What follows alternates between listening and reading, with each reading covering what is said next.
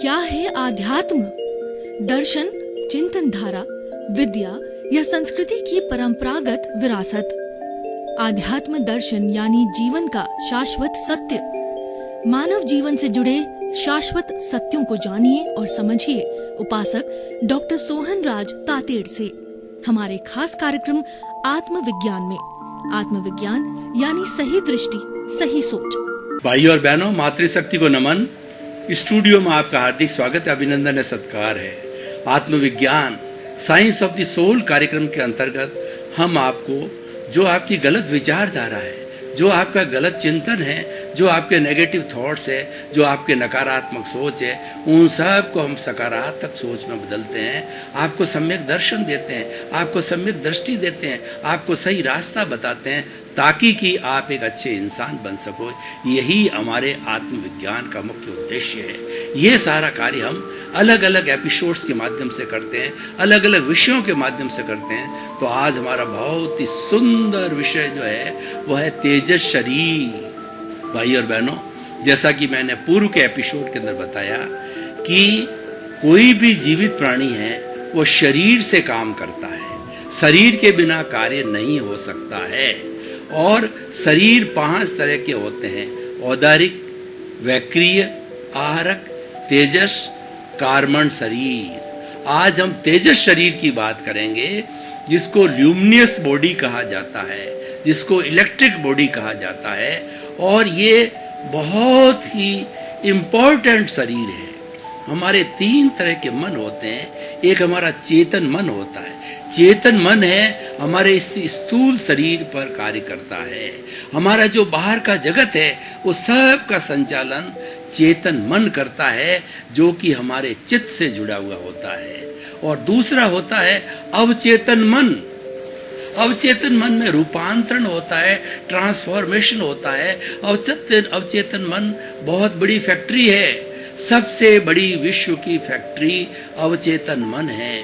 उस अवचेतन मन का संचालन ये ल्यूमिनियस बॉडी करती है, ये तेजस शरीर करता है। इस तेजस शरीर को हम जो है दार्शनिक भाषा में कर्णवीर्य बोलते हैं। 2 तरह के वीर्य होते हैं, 2 तरह की शक्ति होती है। एक तो लब्धि वीर्य, दूसरा कर्णवीर्य। जो आत्मा की शक्ति होती है वो लब्धि वीर्य कहलाती है। और जो तेजस शरीर की शक्ति होती है, शरीर की शक्ति होती है, इसको हम कर्णवीर्य बोलते हैं। तेजस शरीर भीतर के जगत का संसार है, भीतर के जगत में रहता है। और आज दुनिया के अंदर जितने जितने बड़े चमत्कार होते हैं, जितने जितने बड़े जादूगर हैं, और इतने ऐसे ऐसे योद्धा लोग जो कि सो कर के अपनी छाती के ऊपर 60 टन का ट्रक निकाल देते हैं, वह सारा कार्य तेजस शरीर करता है। इसीलिए मैंने कहा कि संसार की सबसे बड़ी फैक्ट्री तेजस शरीर है। तेजस शरीर से बढ़कर इस संसार के अंदर कोई फैक्ट्री नहीं है। वहाँ रूपांतरण होता है। कैसा रूपांतरण होता है? वहाँ पर जो है मूर्ख विद्वान बनता है, और अगर गलत दिशा में चले जाए तो विद्वान भी मूर्ख बन जाता है। उदाहरण के तौर पर मैं आपको बताना चाहता हूँ कि कवि कालिदास, संत तुलसीदास, ये दोनों बहुत बड़े मूर्ख थे। और वो मूर्ख जो है उन्होंने तेजस शरीर पे कार्य किया, उन्होंने अवचेतन मन पर कार्य किया। वहाँ उनका रूपांतरण हुआ, और रूपांतरण होकर के वे विश्व के सबसे बड़े विख्यात जो है वो हमारे कवि कालिदास कवि बन गए। और संत तुलसीदास ने रामचरितमानस की रचना की। जो मैं आपको बड़ी रोचक घटना बताना चाहता हूँ। संत तुलसीदास जी तो थे बहुत कामुक व्यक्ति थे। उनकी पत्नी तारा के प्रति जो है उनका बहुत बड़ा दैहिक मोह था। वो तारा को बहुत चाहते थे। तो एक बार तारा अपने पियर चली गई, तो अब तुलसीदास जी अकेले नहीं रह सके। तो पियर जाने के बाद के अंदर छटपटाने लगे तुलसीदास जी। तो अब तेज बारिश हो रही है, उफनती नदी है, लेकिन क्योंकि उनको तारा से मिलना था, उन्होंने मूर्खता करी, तो उस नदी के अंदर वो तैर करके और जहाँ उनका ससुराल था वहाँ पर आ गए। और जो तारा है वो ऊपर वाले मकान में 1st फ्लोर पे रहती थी। तो वह रात का समय, अंधेरी घनी रात थी, बिजली कड़कड़ा रही थी, बारिश हो रही थी, तो एक थोड़े से प्रकाश के अंदर जो उनका तारा का रूम था, वहां पर बिजली के प्रकाश के अंदर उसको एक रस्सी टाइप लटकती हुई दिखाई दी। वास्तव में वो बहुत बड़ा सर्प था, अजगर था। तो उन्होंने उस रस्सी को पकड़ करके, रस्सी समझ करके पकड़ के तारा के रूम के पास में आए, तो वहां पर खिड़की खुली हुई थी। उस खिड़की में से भीतर घुस गए और घुस करके तारा को बोला कि मैं आ गया। तारा ने उलाहना दिया कि तुम कितने बेवकूफ हो, कितने मूर्ख हो कि जितना तुम्हारा लगाव, जितना तुम्हारा मोह, जितना तुम्हारा आकर्षण, जितनी तुम्हारी आसक्ति मेरे शरीर के प्रति है, अगर वो आसक्ति राम के प्रति हो, भगवान के प्रति हो, तो तुम्हारा कल्याण हो जावे, उद्धार हो जावे, मोक्ष हो गए। अब देखिए, समय था, उनको पुण्योदय होना था, उनका रूपांतरण होता था। तो ये जो तारा का उपदेश था उनकी ल्यूमिनस बॉडी में चला गया, उनके अवचेतन मन में चला गया, और वहां पर जो है रूपांतरण हुआ, शुभ भाव आए, और उस रूपांतरण से, उस रासायनिक प्रक्रिया के द्वारा वह धीरे धीरे वो मोह से दूर हो गए और संत तुलसीदास बन गए और रामचरित्र मानस की रचना की, जो कि आज विश्व विख्यात है। और उसके आधार पर अभी रामायण सीरियल भी चल रहा है, रामानंद सागर का। तो भाई और बहनों, मैं ये कहना चाहता हूँ कि ये तेजस शरीर बहुत ही इम्पोर्टेंट शरीर है। ये हमारे अवचेतन मन, सबकॉन्शियस माइंड से जुड़ा हुआ है, ये भीतरी जगत का, और ये ब्रिज है। ब्रिज किसके बीच में? मैंने आपको 3 तरह के मन बताए। एक चेतन मन जो इस ग्रॉस बॉडी, स्थूल बॉडी पर सारा संचालन है, वह चेतन मन करता है। और जहाँ ट्रांसफॉर्मेशन होता है, रासायनिक क्रिया होता है, कन्वर्शन होता है, जहाँ पर म्यूटेशन होता है, वह सारा कार्य जो है हमारे जो बीच में ब्रिज है, ल्यूमिनस बॉडी, जिसको हम इलेक्ट्रिक बॉडी कहते हैं, इसको हम तेजस शरीर कहते हैं, वहां पर होता है। और इस ब्रिज के माध्यम, ब्रिज किससे जुड़ा हुआ है? ब्रिज होता है, देखिए जब नदी चलती है तो नदी धारा प्रवाह चलती है, तो लोग अपनी सुविधा के लिए उस नदी को पार करने के लिए एक गांव से दूसरे गांव जाना होता है, उस पर ब्रिज बना देते हैं। तो एक तरफ हमारा चेतन मन है और दूसरी तरफ जो है हमारा अचेतन मन है। अचेतन मन एक वेयर हाउस है, ये हमारा लिंग शरीर है, ये हमारा कार्बन शरीर है, ये हमारी कॉजल बॉडी है, ये हमारा कषाय है, ये क्रोध है, मान है, माया है, लोभ है, राग है, द्वेष है और सब दुख का कारण है। ये हमारी कॉजल बॉडी है और ये आत्मा के साथ जन्म जन्मांतर से फेविकोल की तरह इसके साथ चिपका हुआ है और इसको साधना के द्वारा अलग किया जाता है। तो भाई और बहनों, वो ब्रिज है, वो ब्रिज अवचेतन मन है, जो कि इस तरफ तो है, अचेतन मन की तरफ जाता है और इस तरफ चेतन मन की जाता है, बीच में है। तो एक तरफ से रॉ मटेरियल लेकर के ये फिनिश प्रोडक्ट बनाता है और चेतन मन को भेजता है। चेतन मन से बाह्य जगत की, इंद्रियों के संसार की सब बातें जो है मन, बुद्धि, चित्त, अहंकार से लेकर के, और वह जो है ये फैक्ट्री हमारी ल्यूमिनस बॉडी है, ये कन्वर्शन करके अवचेतन मन को भेजता है। वेयर हाउस, स्टोर में जाकर के वो चीज़ जमा हो जाती है। वेयर हाउस में क्या होता है? जो बहनें भोजन पकाती है वो जानते हैं कि अपनी किचन के अंदर एक स्टोर हाउस होता है, जिसमें सैकड़ों तरह के मसाले हैं वगैरह, वैसी चीजें जो कि भोजन के अंदर उपयोग में ली जाती है। हमारी राजस्थानी में कहावत है कि तामणी तेरे वाना मांगे, यानी जब आप भोजन बनाने के लिए बैठते हो, जब सब्जी बनाने के लिए जो बैठते हो, तो 13 तरह की चीजें, ज्यादा भी हो सकती, कम भी हो सकती है। ये कहावत है कि वो सब चीजें डालने से ही रुचिकर भोजन बनता है, रुचिकर सब्जी बनती है और रुचिकर मिठाई बनती है। तो भाई और बहनों, मैं बात कर रहा हूँ इस ल्यूमिनस बॉडी की। अब देखिए ये ल्यूमिनस बॉडी किस तरीके से फंक्शन करती है। जितने जादूगर, जितने मैस मैरेजम, जितनी भी जो है तांत्रिक क्रिया करने वाले, सब इस अवचेतन मन पर जाते हैं, ल्यूमिनस बॉडी पर जाते हैं। आपने कभी चिंतन किया होगा कि कोई आपकी बचपन की 3 साल की, 5 साल के थे, वह घटना आज भी आपको एक पिक्चर की तरह रूबरू याद रहती है कि मैं मेरे दादा की गोद में बैठा हूँ, मेरी दादी की गोद के अंदर बैठा हूँ। वो चित्र हूबहू, अगर आप में उसमें 5 साल के थे समझ थी, उसका चित्र हूबहू आपके दिमाग में आ जाता है। ये क्यों आता है? ये इसलिए आता है कि वह चित्र, वह बात, वह घटना, वो अकरेंस, वो इंसिडेंस, वो इवेंट है आपके अवचेतन मन में चली गई है।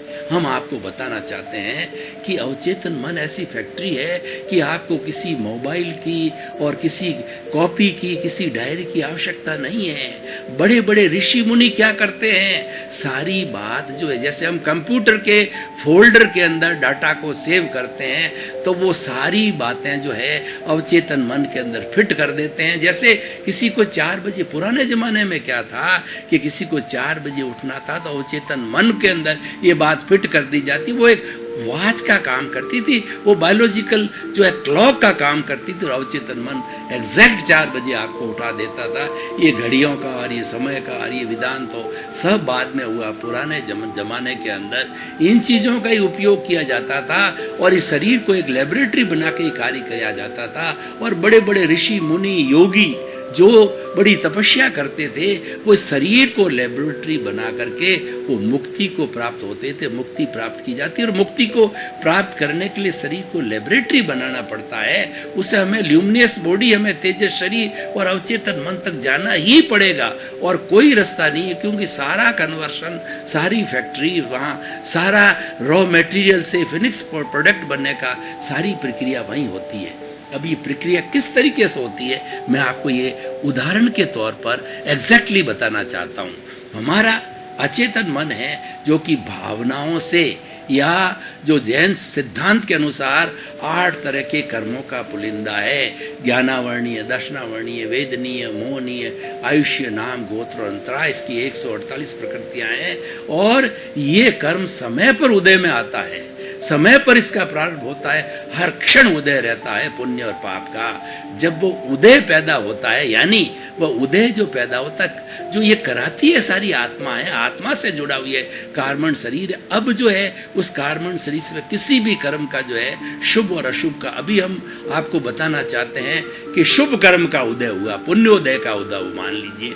तो पुण्योदय के उदय होकर के उस कार्बन शरीर से, उस कॉजल बॉडी से वह चतुष्पर्शी कर्म जो है, जो कि किसी भी विज्ञान की लेबोरेटरी में देखा नहीं जा सकता है, फोटो नहीं लिया जा सकता है, और वो मासलेस पार्टिकल्स होते हैं विज्ञान की भाषा में, तो वो वहाँ से जो है प्रारब्ध होकर उदय होकर के, और इन जो दोनों ये मोनोलिथिक बने हुए हैं कार्बन शरीर और आत्मा, इसके जब बाहर निकलने की कोशिश करता है तो एक तरह का जो है अध्यवसाय का जो है वो आभा मंडल टाइप बनता है, अध्यवसाय बनता है, एक एरिया बनता है, एक सर्किल बनता है। उस अध्यवसाय को पार करके, और वो हमारा शुभ भाव, वो हमारा पुण्य भाव बाहर आया, और बाहर आने के बाद में वह एक तरीके से, अभी तो कलरलेस था, बाहर आकर के वह कहाँ जाएगा, वो ब्रिज के, क्योंकि ये तो एक तट है, इस तट से वो सीधा, ये सारी भीतरी प्रक्रिया है, कहीं बाहर दिखाई नहीं देता है।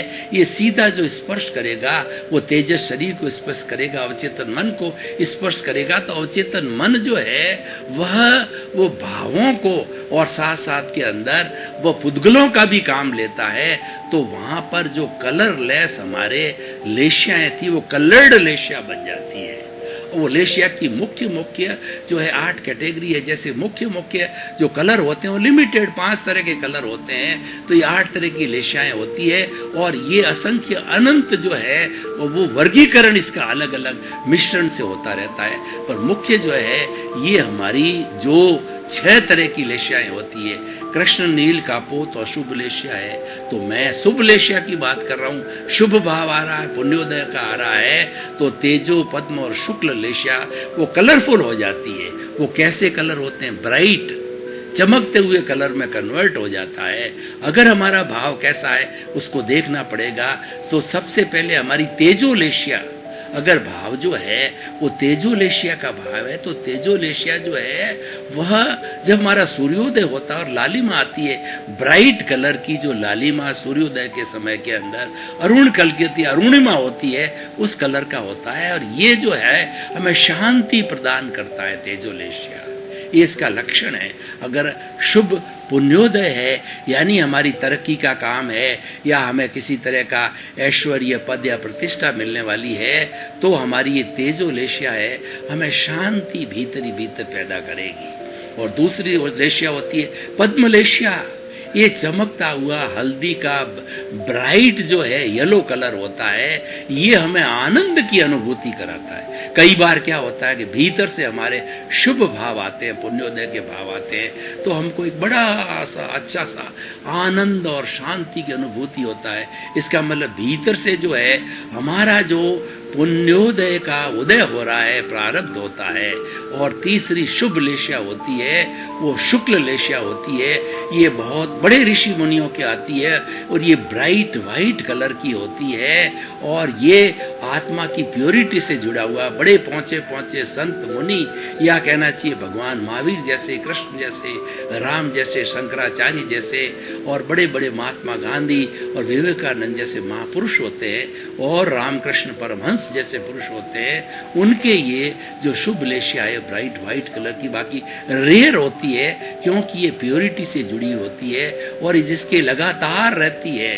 अगर ये शुभ लेशिया लगातार शुक्ल लेशिया रहती है तो वह इस जन्म में या अगले जन्म के अंदर मुक्ति को प्राप्त होता है, क्योंकि यह हमारी सोल की प्योरिटी को बताता है कि इम्प्योरिटी उस सोल के अंदर बहुत कम इम्प्योरिटी है। जैसे सोना 24 कैरेट का होता है, 22 कैरेट का होता है, तो ये 22 और 20 कैरेट की होती है, 16 कैरेट या 10 कैरेट का नहीं होता है। वो तो हमारी जो कृष्ण नील और कापोत लेशिया होती है जो बिल्कुल अशुद्ध होती है। तो मैं इतना समय नहीं है कि उसके अंदर जाऊं।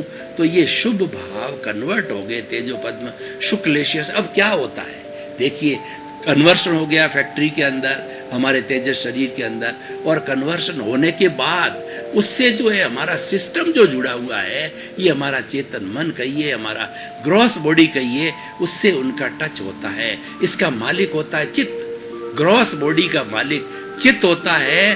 तो वो भाव जो शुभ भाव आए थे वो चित्त को टच होते हैं, तो चित्त को टच होते ही जो है वो भीतर एंडोक्राइन ग्लैंड्स होती है। ये एंडोक्राइन ग्लैंड्स जो है हमारे तेजस शरीर अवचेतन मन से जुड़ी हुई होती है, इसमें कोई छेद नहीं होता है। अब देखिए मैंने रूपांतरण की बात कही, तो भीतर से जो वाइब्रेशंस आए जो है तेजो पद्म शुक्ल लेशिया के शुभ वाइब्रेशंस आए, तो ये वाइब्रेशन एंडोक्राइन ग्लैंड में आकर के वो वाइब्रेशन से जो है लिक्विड बन गया, हार्मोन्स बन गए, अच्छे हार्मोन्स बन गए।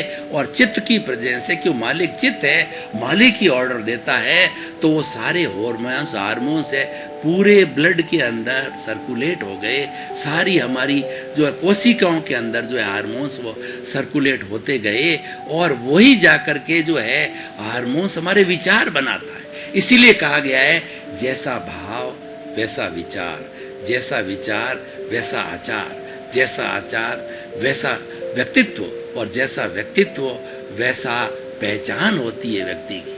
तो ये पूरा सिस्टम है।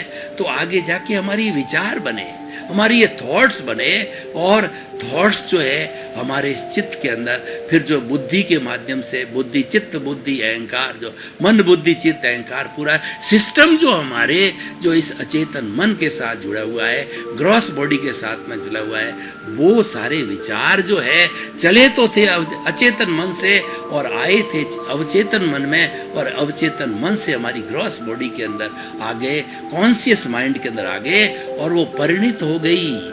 परिणित हो गई कैसे हो गई, इतने शुभ भाव आए कि वो व्यक्ति जो है उसने डोनेशन का चेक काट करके दे दिया, संस्था वाले आए कि भाई ले जाओ क्यों, उसके पास बहुत है। शुभ भाव आ गए कि नहीं मुझे जीवन में परोपकार कर रहा है, डोनेशन के लिए कर दिया। और संस्था वाले को समाज के लोग आए कि साहब हमारे गांव में स्कूल नहीं है, गांव में स्कूल बना दिया, हॉस्पिटल बना दिया, अच्छे अच्छे कार्य करने लग गए। और इतना मान लो पैसा भी नहीं है तो शुभ भाव भीतर से आ गए, तो वह व्यक्ति माता पिता की सेवा करने लग जाता है, दीन दुखियों की सेवा करने लग जाता है। वो जो लूले लंगड़े अपाहिज और मूक बधिर और अनाथ और हमारे जो अभावग्रस्त लोग हैं, हमारी विधवा बहनें हैं, उनकी सेवा में लग जाता है, परोपकार करने में लग जाता है। तो भाई और बहनों ये सारा रूपांतरण पूरा एक सिस्टम है जो भीतर जो है ये कन्वर्शन होता है, भीतर ट्रांसफॉर्मेशन होता है, भीतर रूपांतरण होता है, भीतर म्यूटेशन होता है।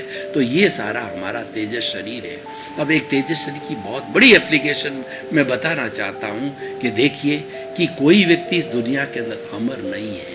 जो आया है वो जाएगा, और जिसने जन्म लिया है उसी क्षण से उसकी मृत्यु प्रारंभ हो जाती है, उसकी आयु घटती रहती है। कोई व्यक्ति का आयु 50 साल की है और उसने जन्म लेने के बाद में 1 साल पूरा कर दिया तो 49 ईयर्स बचे हैं आयुष्य की संपन्नता में, वो घटते रहते हैं। हर संयोग के साथ में वियोग जुड़ा हुआ है, तो इसीलिए कोई चीज़ स्थायी नहीं होती है, हर क्षण हर वस्तु बदलती है। इसीलिए संसार को हम परिवर्तनशील कहते हैं। जो संचरण करता है, जो बदलता रहता है, जो संचार का माध्यम है, वही हमारा जो है वह संसार कहलाता है। संसार ये समुंदर है जिसमें संचरण, रूपांतरण, हर क्षण हर वस्तु बदलती रहती है। तो अब देखिए कि हमारी आत्मा को ये शरीर छोड़ना है, आयुष्य कर्म पूरा हो गया।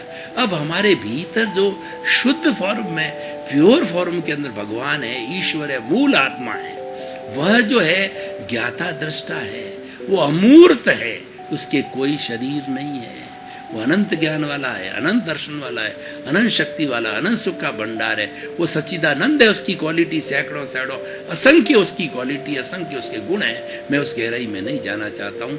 मैं ये कहना चाहता हूँ वो तो अक्रियाशील है, अशरीरी है, तो वो कैसे जाएगी, उस शरीर को छोड़ेगी, नंबर 1। दूसरा क्या है कि इसके साथ में जन्म जन्मांतर का जो चिट्ठा है, जिसको मैंने कहा कि वो अचेतन मन, कार्बन शरीर, लिंग बॉडी, और जो हमारा कषाय है और कॉजल बॉडी है, वह एक वेयर हाउस है। अब गोदाम अपने आप नहीं जाता है जब तक कि उसको कोई कैरी नहीं करता, जब तक कि उसको धक्का नहीं देता। अब देखिए ये भी नहीं जा रहा है, कार्बन शरीर भी और आत्मा भी नहीं जा रही है, दोनों एक दूसरे से जुड़े हुए।